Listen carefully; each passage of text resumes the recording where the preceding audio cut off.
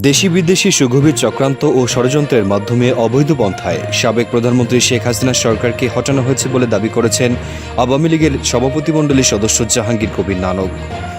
বুধবার গণমাধ্যমে পাঠানো এক বিবৃতিতে জাহাঙ্গীর কবির নানক এসব কথা বলেছেন। এক বিবৃতিতে তিনি সারা দেশে চলমান রাজনৈতিক অস্থিতিশীলতা ও নৈরাজ্যকর পরিস্থিতি নিয়ে উদ্বেগ প্রকাশ করেছেন। নানক বলেন, গত ৫ আগস্ট দেশি বিদেশি সুগভীর চক্রান্ত ও ষড়যন্ত্রের মাধ্যমে অবৈধ পন্থায় বঙ্গবন্ধু কন্যা শেখ হাসিনার নেতৃত্বে পরিচালিত সরকারকে হটানো হয়েছে।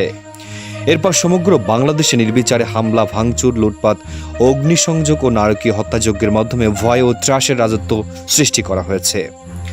স্থিতিশীল ও গণতান্ত্রিক রাষ্ট্র ব্যবস্থাকে কুক্ষিগত করে নৈরাজ্যবাদীরা সারা দেশে পুলিশের থানাগুলোতে হামলা, ভাঙচুর, অগ্নিসংযোগ ও পুলিশ বাহিনীর সদস্যদের হত্যার মাধ্যমে আইন শৃঙ্খলা পরিস্থিতি বিনষ্ট করে এক অরাজক পরিস্থিতি সৃষ্টি করা হয়েছে। বিবৃতিতে নানক বলেন, পুলিশ বাহিনীর সদস্যদের মনোবল ভেঙে দেওয়া হয়, আইন শৃঙ্খলা পরিস্থিতি শূন্য পর্যায়ে নামিয়ে এনে ইতিহাসের ভয়াবহতম সন্ত্রাসের বিস্তার ঘটানো হয়েছে এবং সেটাকে নৈতিক বৈধতা দেয় সন্ত্রাসভিত্তিক রাজনৈতিক অপশক্তি। তাদের ন্যাক্কারজনক কর্মকাণ্ডের শিকার হয় বাংলাদেশ আওয়ামী লীগের নেতাকর্মী ও সনাতনী ধর্মাবলম্বী জনগোষ্ঠী সহ দেশের সাধারণ মানুষ।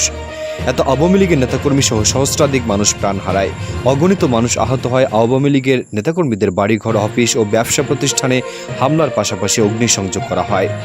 সহিংসতায় জড়িতদের প্রতি ক্ষোভ প্রকাশ করে জাহাঙ্গীর কবির নানক বলেন, বাংলাদেশ ও আওয়ামী লীগের কেন্দ্রীয় কার্যালয় ও সভাপতির রাজনৈতিক কার্যালয় সহ সারা দেশে 10,000-এর মতো দলীয় স্থাপনায় হামলা করা হয়েছে, ভাঙচুর, অগ্নিসংযোগ ও লুটপাট করা হয়েছে। বাংলাদেশের স্বাধীনতার স্মৃতি বিজড়িত জাতির পিতা বঙ্গবন্ধু শেখ মুজিবুর রহমানের ঐতিহাসিক বাসভবন ধানমন্দির 32 নম্বর বাড়িতে অগ্নিসংযোগ করে ভস্মীভূত করা হয়েছে। বঙ্গবন্ধুর সে স্মৃতির চিহ্নটুকু মুছে ফেলা হয়েছে। বিবৃতিতে তিনি আরও বলেন, গত ৫ আগস্টের ঘটনার পরে একে একে বাংলাদেশের ঐতিহ্য, বৃষ্টি ও সংস্কৃতির উপর আঘাত আনা হয়েছে। স্বাধীনতা যুদ্ধের অন্যতম স্মৃতি মেহেরপুরের আমরুকানন মুজিবনগর জাদুঘর, জাতির পিতার ভাস্কর্য, প্রতিমূর্তি, জয়নুল আবেদিনের ভাস্কর্য ভাঙার পাশাপাশি দেশের বিভিন্ন স্থানে ভাস্কর্য ভাঙচুর করা হয়েছে। এ ধরনের হীন অপচেষ্টা বাঙালির ঐতিহ্য ও চেতনার মূলে আঘাত আনে, যা বাংলাদেশের ইতিহাস, ঐতিহ্য ও স্বাধীনতার চেতনায় বিশ্বাসী সকলকে ব্যথিত ও মর্মাহিত করেছে। আমরা বাংলাদেশ আওয়ামী লীগের পক্ষ থেকে এ ধরনের ন্যাক্কারজনক কর্মকাণ্ডের তীব্র নিন্দা ও প্রতিবাদ জানাই।